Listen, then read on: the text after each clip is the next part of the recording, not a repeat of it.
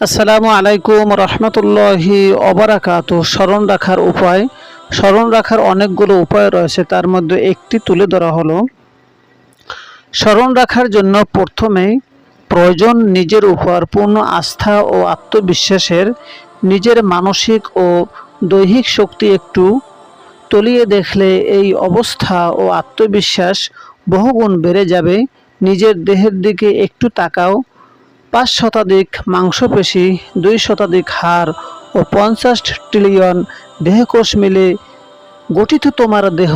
তাছাড়া শরীরের প্রতি কোষে খাবার পৌঁছানোর জন্য রয়েছে ৬০ মাইল দীর্ঘ পাইপলাইন। প্রত্যেকের হার্ট প্রতিদিন কমপক্ষে ১ লক্ষ বার স্পন্দন করে। এভাবে রক্ত সঞ্চালনের মাধ্যমে দেহ সচল রাখে। তাছাড়া মানুষের যে ব্রেন, তা যে কোনো অত্যাধুনিক কম্পিউটারের চেয়ে কমপক্ষে ১০ গুণ বেশি শক্তিশালী। এত কিছুর মালিক যে মানুষ, সে কেন হতাশ হবে? সে কেন সামান্য পড়া মনে রাখতে পারবে না?